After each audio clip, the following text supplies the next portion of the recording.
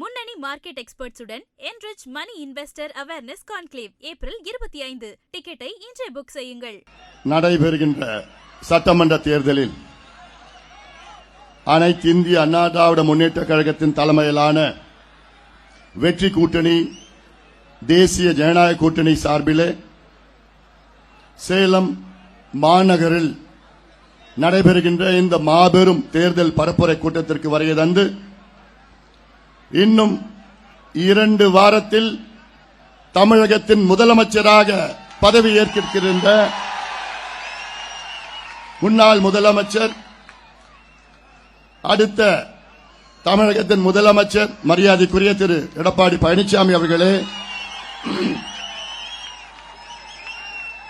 மேடையில் இருக்கின்ற அனைத்து தேசிய ஜனநாயக கூட்டணியின் நிர்வாகிகளே, சேலம் வடக்கு சட்டமன்ற தொகுதிக்கு போட்டியிடுகின்ற பாட்டாளி மக்கள் கட்சியின் வெற்றி வேட்பாளர் சதாசிவம் அவர்களை நீங்கள் எல்லோரும் ஆதரவு அளித்து மாம்பழம் சின்னத்தில் வாக்களித்து அவரை வெற்றி பெற செய்யுமாறு உங்கள் எல்லோரையும் பணிவோடு பாசத்தோடு கேட்டுக்கொள்கின்றேன். அதேபோன்று சேலம் தெற்கு பகுதியில் போட்டியிடுகின்ற அனைத்து இந்திய அண்ணா திராவிட முன்னேற்ற கழகத்தின் வெற்றி வேட்பாளர் தம்பி வினோத் அவர்களை நீங்கள் எல்லோரும் ஆதரவு அளித்து இரட்டை இலை சின்னத்தில் வாக்களித்து அவரை வெற்றி பெற செய்யுமாறு உங்கள் எல்லோரையும் பணிவோடு பாசத்தோடு கேட்டுக்கொள்கின்றேன். அதேபோன்று சேலம் மேற்கு தொகுதியிலே போட்டியிடுகின்ற பாட்டாளி மக்கள் கட்சியின் வெற்றி வேட்பாளர் முன்னாள் சட்டமன்ற உறுப்பினர் மு கார்த்தி அவர்களை மாம்பழம் சின்னத்தில் வாக்களித்து அவரை வெற்றி பெற செய்யுமாறு உங்கள் எல்லோரையும் பணிவோடு பாசத்தோடு கேட்டுக்கொள்கின்றேன். இவர்கள் வெற்றி பெற்றால் 2 வாரத்தில் நம்முடைய தமிழ்நாட்டின் முதலமைச்சர் இந்த மண்ணுக்கு சொந்தக்காரர், ஒரு விவசாயி, ஒரு விவசாயியின் மகன். இது சேலம் மாவட்டத்திற்கு மட்டும் பெருமை இல்ல, தமிழ்நாட்டுக்கு பெருமை. நம்முடைய எடப்பாடியார் அவர்கள் தமிழ்நாட்டின் முதலமைச்சராக வருவார். அவர் வர வேண்டும், அது உறுதி. தமிழ்நாட்டுக்கு ஒரு விடிவு வர வேண்டும், தமிழ்நாட்டுக்கு ஒரு விடுதலை கிடைக்க வேண்டும். 5 ஆண்டு காலம் இந்த நரக ஆட்சி திமுக ஆட்சி பிடியில் இருக்கின்ற தமிழ்நாட்டிற்கு உங்கள் வாயிலாக விடிவு வர வேண்டும். குறிப்பாக தாய்மார்கள், பெற்றோர்கள், என்னுடைய சகோதரிகள் வாயிலாக தமிழ்நாட்டுக்கு ஒரு விடிவு வர வேண்டும். நேற்று ராத்திரி திருவண்ணாமலை மாவட்டம் செய்யார் தொகுதி பிரம்மதேசம் என்ற ஒரு கிராமம். இந்த பிரம்மதேசம் கிராமம் என்றால் ராஜேந்திர சோழன் கடைசி காலத்தில் அந்த கிராமத்தில் இருந்தார். அப்படிப்பட்ட அந்த கிராமத்தில் இருந்து ஒரு 16 வயது குழந்தை தன் பாட்டி வீட்டுக்கு சென்றார். காஞ்சிபுரம் அருகிலே நேற்று இரவு 10 மணி அளவில் 8 மனித மிருகங்கள் போதையிலே அந்த 16 வயது குழந்தையை சிதைத்து பாலியல் வன்கொடுமை செய்து மோசடி செய்து அந்த பெண் இன்று உயிருக்கு மருத்துவமனையிலே போராடிக் கொண்டிருக்கின்றார். அந்த செய்தியெல்லாம் கேட்டு அவ்வளோ காலையிலிருந்து அவ்வளோ மனவேதனையில் இருக்கிறேன் நான். இது தமிழ்நாட்டில் அன்றாடம் நடக்கின்ற நிகழ்வு. அன்றாடம். கடந்த மாதம் கிருஷ்ணகிரி மாவட்டத்தில் 2.5 வயது குழந்தையை ஒரு மனித மிருகம் போதையிலே கெடுத்து கொலை செய்த காட்சியை நாம் பார்த்திருக்கின்றோம். அவன் யாருன்னா கிருஷ்ணகிரி மாவட்டத்தின் திமுக மாவட்ட இளைஞர் சங்க நிர்வாகி. கடந்த மாதம் மதுராந்தகத்தில் 14 வயது குழந்தையை 2 மனித மிருகம் போதையிலே கெடுத்து ஓடிவிட்டார்கள்.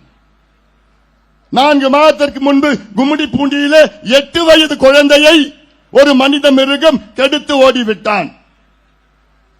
தாய்மார்களே, பெண்களே, பெற்றோர்களே, உங்கள் பாதங்களை தொட்டு நான் கேட்கின்றேன். ஒரு ஓட்டு கூட திமுகவுக்கு போடாதீங்க. துப்பு கெட்ட ஆட்சி, பெண்களுக்கு பாதுகாப்பு வழங்க முடியாத ஒரு முதலமைச்சரை தூக்கி எறியுங்கள். திமுக ஆட்சியை தூக்கி எறியுங்கள். இது அவசியமானது. நானும் 3 மகள்களை பெற்ற தந்தையா நான் கேட்கிறேன். எனக்கு 3 பெண் பிள்ளைகள் இருக்கிறாங்க. எனக்கும் அந்த ஆதங்கம் இருக்கு. இந்த சம்பவம் உங்கள் பிள்ளைகளுக்கோ உங்கள் பேத்திக்கோ நடக்காது. என்ன உத்தரவாதம்?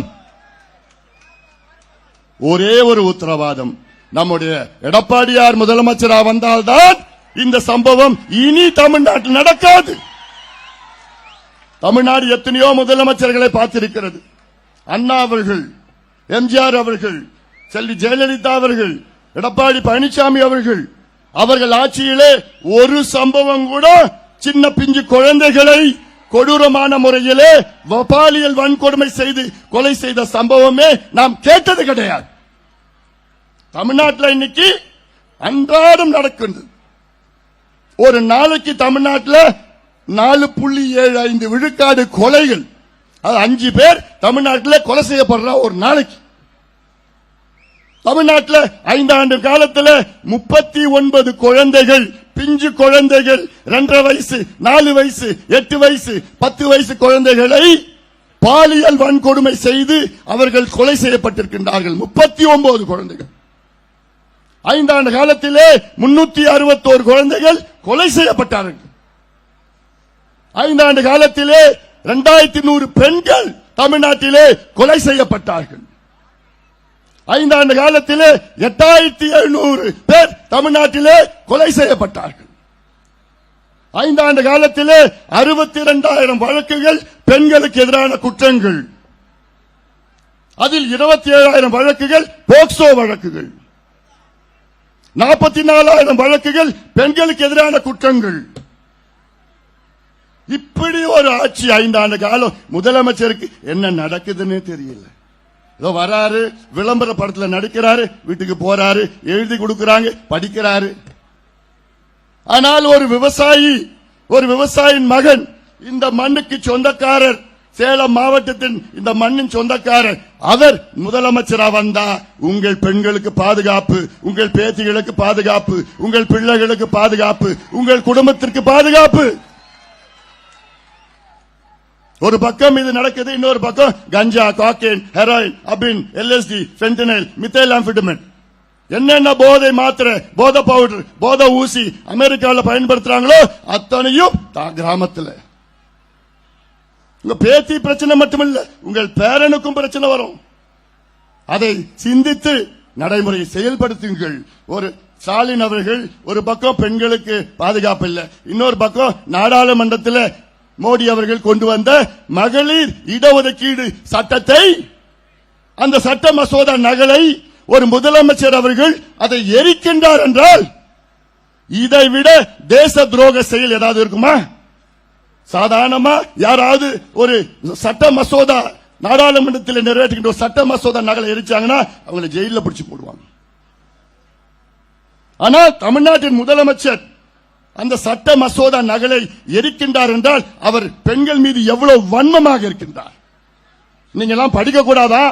நீங்க எல்லாம் வேலைக்கு போக கூடாதா? நீங்க எல்லாம் முன்னேற கூடாதா? நீங்க எல்லாம் MLA ஆக கூடாதா? நீங்க எல்லாம் MP ஆக கூடாதா?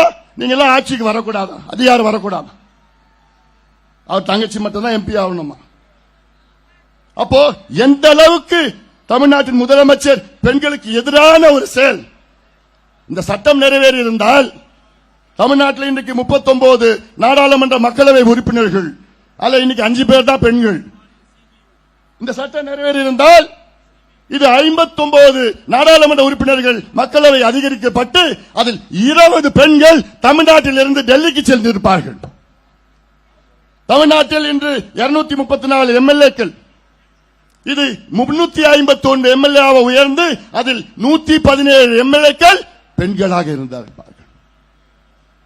இதெல்லாம் நீங்கள் சிந்தித்து அத பட்டாசு வெடிச்சு கொண்டாடுறார். அந்த சட்டத்தை தோக்கடிச்சு பட்டாசு வெடித்து கொண்டாடுகின்ற முதலமைச்சர் அவர்கள் நான் சிந்தியுங்கள். இதெல்லாம் மிகப்பெரிய ஒரு மோசடி நான் பார்க்கின்றேன்.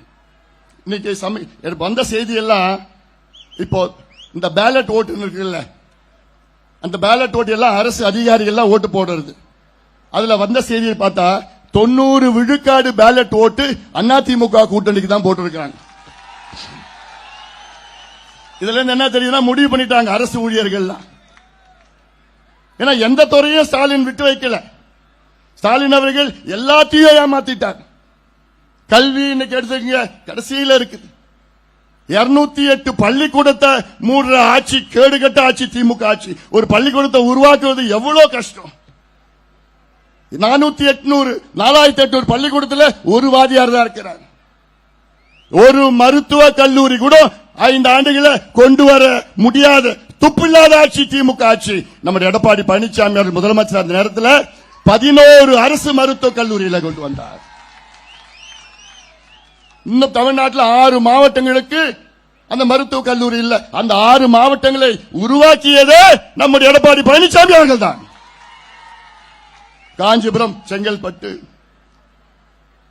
விழுப்புரம், கள்ளக்குறிச்சி, வேலூர், திருப்பத்தூர், ராணிப்பேட்டை, தென்காசி, திருநெல்வேலி, மயிலாடுதுறை, நாகை, இப்படி அத்துணை மாவட்டங்கள் அவசியமானது. அதை உருவாக்கினார். ஒரு MBBS சீட்டு கூட இந்த 5 ஆண்டு காலத்தில் உயர்த்தல. வேளாண் வளர்ச்சி நெகட்டிவ். கடந்த ஆண்டு -1.8, அதுக்கு முந்தைய ஆண்டு -3.6. 3280 விவசாயிகள் இந்த 5 ஆண்டு காலத்தில் தற்கொலை செய்திருக்கின்றார்கள். ஒரு நாளைக்கு 2 விவசாயி.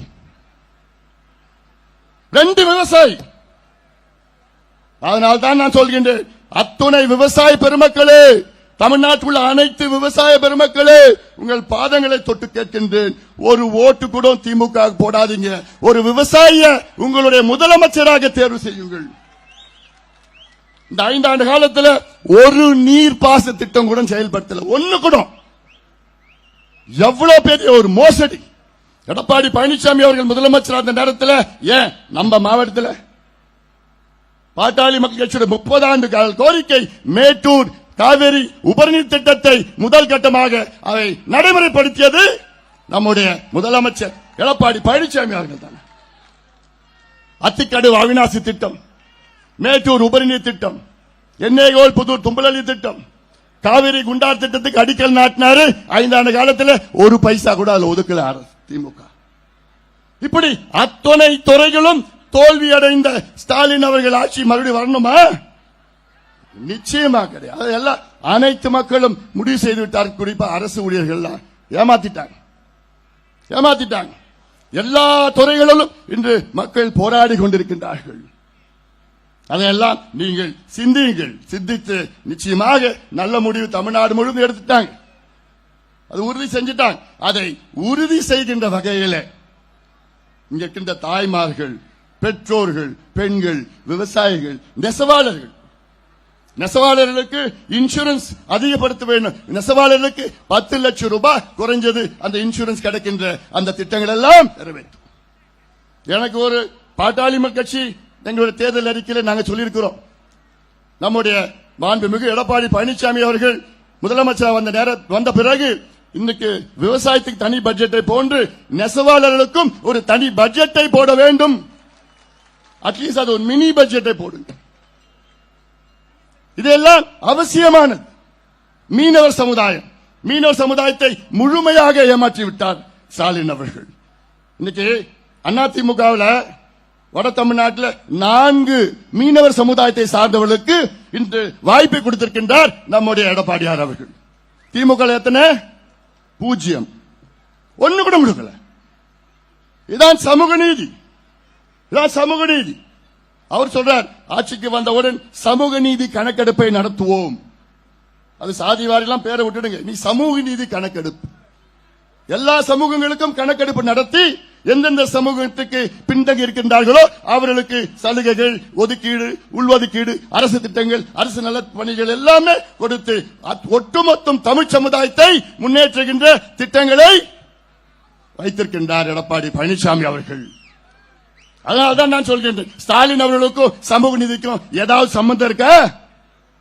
எள்ளளவும் சம்பந்தம் கிடையாது. அவருக்கு சமூக நீதினா என்னன்னு தெரியாது. அவங்க அப்பா தெரிஞ்சது. இவருக்கு ஒரு வியாபாரம், கரப்ஷன், கலெக்ஷன், கமிஷன், கொள்ளடிக்கிறது மட்டும்தான் அவரும் அவர் கூட்டாளிகளோ தொழிலா வைத்திருக்கின்றார்கள். அதனால்தான் நான் கேட்கின்றேன், இந்த சேலம் மாவட்டத்தில் இங்க பனமரத்துப்பட்டி ஏரி இருக்கு.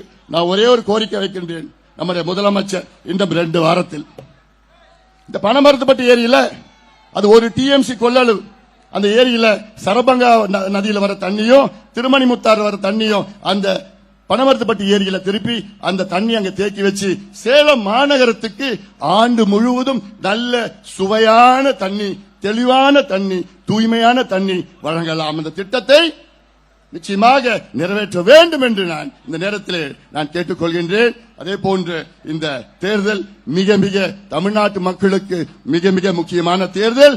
இந்த தேர்தலில் நீங்கள் எல்லோரும் ஆதரவு அளிக்க வேண்டும். பட்டியலின மக்களுக்காக ஸ்டாலின் அவர்கள் ஏதாவது ஒரு துரும்பை செஞ்சிருக்கிறாரா?